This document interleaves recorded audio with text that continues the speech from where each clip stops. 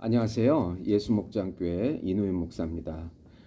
오늘은 기독교 강요 1권 2장 하나님을 아는 것의 실체와 그를 아는 지식이 지향하는 목적에 대해서 같이 공부해 보고자 합니다. 지금 우리가 1권 1장부터 5장까지가 바로 일반 계시에 대해서 공부하고 있습니다. 하나님을 아는 지식과 인간을 아는 지식이 서로 결합되어 있고 그것이 함께 주어진다고 말씀드린 것이 바로 1장이었습니다. 그리고 하나님을 아는 지식이라고 하는 것은 하나님 창조주 하나님을 아는 지식과 중보자 하나님을 아는 지식으로 요약할 수가 있겠습니다. 그리고 또 인간을 아는 지식은 타락 전의 원형상을 아는 지식과 타락한 후에 타락된 형상에 대한 지식과 또 예수 그리스도를 믿음으로 회복된 그 형상에 대한 지식을 의미한다고 먼저 요약해 볼 수 있겠습니다. 1절에 보면은 하나님을 아는 지식은 송영과 예배와 거룩한 삶이 따르는 경건한 지식이다라고 요약해 볼 수 있습니다. 하나님을 아는 지식은 그것을 통해 우리가 하나님을 계시다는 생각을 품게 될 뿐만 아니라 그를 아는 것이 우리에게 중요하다는 사실, 그것이 그의 영광에 유용하다는 사실, 결국 그것이 우리에게 유익하다는 사실을 깨닫게 되는 것을 의미합니다. 아무 종교도 없고 경건도 없는 곳에는 하나님이 인식되지 않는다고 말할 수 있겠습니다. 여호와 하나님께서 먼저 성경의 일반적인 가르침이나 세상의 창조에 있어서 단순히 창조주로 나타나시고 그 다음으로 그리스도의 얼굴 가운데 구속주로 나타나셨습니다. 고린도후서 4장 6절에 보시면 어두운 데서 빛이 비치라 말씀하셨던 그 하나님께서 예수 그리스도의 얼굴에 있는 하나님의 영광을 아는 빛을 우리 마음에 비추셨느니라고 말씀하고 있습니다. 하나님은 그 무한하신 능력으로 단번에 지으신 이 세계를 보존하시고 지혜로 통치하시고 선으로 지키시고 특히 인류를 의와 심판으로 다스리시고 긍휼 가운데 참으시고 도우심 가운데 보호하십니다. 이뿐 아니라 지혜나 빛, 의, 권능, 올바름, 순수한 진리 같은 것에 한 방울도 것들의 그 한 방울도 그로부터 흘러나오지 않거나 그가 원인이 되지 않는 것은 없습니다. 모든 것의 일원인이 바로 하나님이십니다. 그리하여 우리는 이 모든 것을 그로부터 기대하고 구하고 또 이미 받은 것을 감사하며 그가 주신 줄로 인정한 것을 배웁니다. 왜냐하면 하나님의 능력에 대한 이러한 지각이 우리에게 경건을 가르쳐 주는데 안성맞춤인 선생이며 이 경건으로부터 종교가 태어나기 때문입니다. 칼빈은 경건이라는 단어를 아주 즐겨 사용하는데 하나님을 아는 지식에서 오늘 또 특별히 중보자 예수 그리스도의 지식에 대해서 나왔습니다.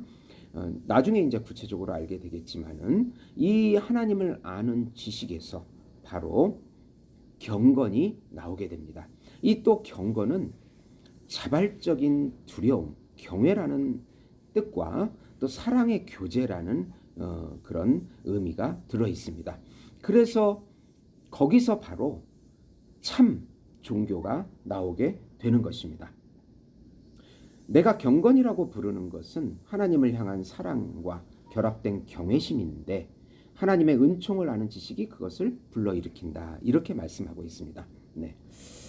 그래서 경건이라고 하는 것은 하나님의 지식을 내려받아서 거기서 자발적인 경외심과 또 사랑의 교제가 이루어질 때 참된 종교가 나오게 되고 그 참된 종교에서 예배가 나오게 되는 것입니다. 그래서 2절에 보시면 경건한 마음으로 하나님을 올바로 알고 따르며 섬기는 것에 유익함이라고 2절 제목을 말했습니다. 신이 무엇인가에 대해서 질문을 던지는데 집착하는 사람들은 오직 무미건조한 사색들로 유의를 삼는 것이다. 반면에 우리에게는 하나님이 어떤 분이신지 그리고 무엇이 그 본성에 부합하는지를 아는 것은 더욱 중요하다.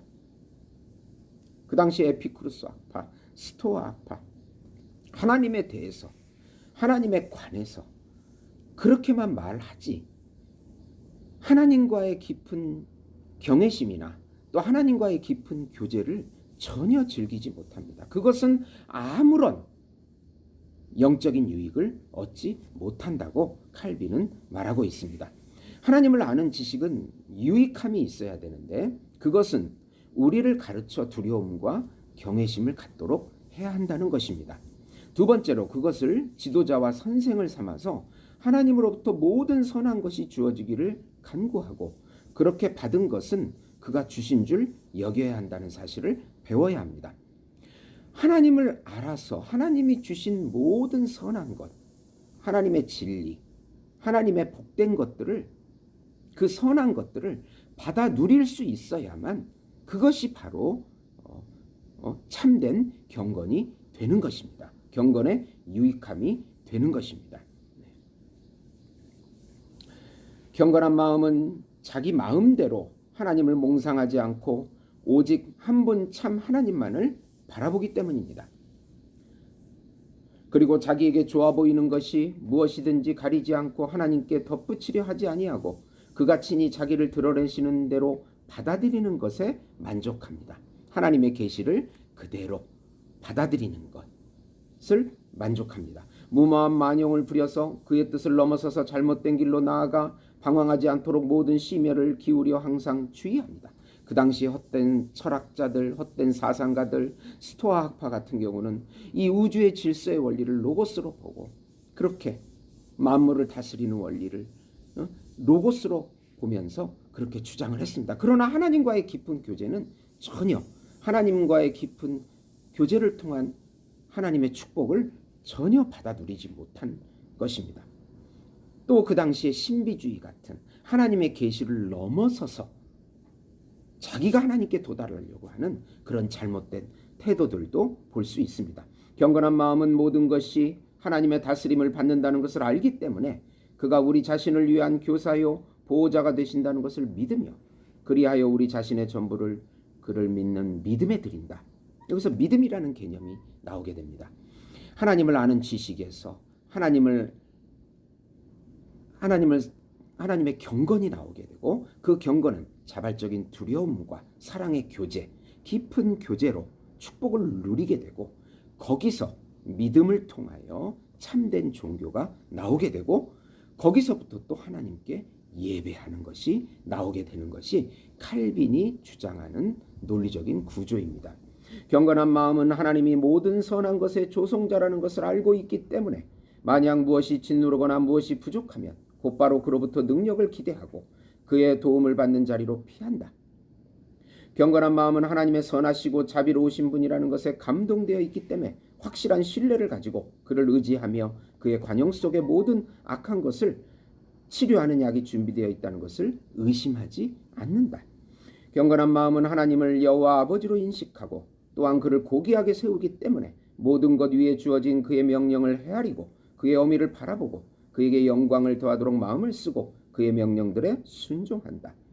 경건한 마음은 하나님을 죄로 심판하기 위해서 자기의 엄정함으로 옷 입은 의로운 심판자로 보기 때문에 항상 그 심판자를 자기 눈앞에 두고 그에 대한 두려움으로 스스로 억제하고 그의 진노를 일으키지 않도록 절제한다. 경건한 마음은 하나님의 심판을 지각하고 이렇듯 두려워하지만 그렇다고 그것을 피하기를 원치 않는다. 심지어 어떤 도피처가 열려 있다고 해도 그러하다. 오히려 경건한 마음은 하나님이 경건한 사람들에게 은혜로우신 분인 만큼 악을 갚으시는 분으로 받아들인다. 왜냐하면 경건한 마음은 하나님이 자기 영광을 위하여 의로운 사람들에게 베푸는 영생의 보상 못지않게 불경건하고 악한 사람에게 과하는 형벌이 하나님께 속한다는 것을 알기 때문이다. 순수하고 참된 종교, 하나님에 대한 진지한 경외와 결합된 믿음이 여기 있다. 이 경외는 그 자체 안에 자발적인 경배를 포함하고 있다. 그리고 그 자체의 율법의 규정에 따르는 합법적인 예배가 수반된다. 그런데 모든 사람이 의식의 외양은 거창하지만 심중의 진지함은 거의 결여된 채로 하나님을 모호하게 경배하고 있으며 극히 소수의 사람만이 올바로 경배하고 있다는 사실을 우리는 더욱 주의 깊게 마음에 새겨야 한다.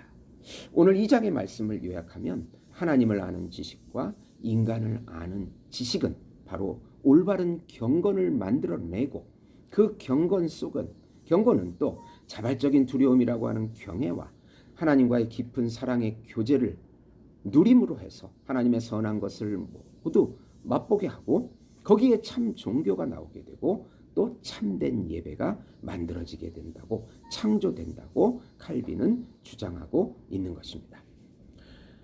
들어주셔서 감사합니다.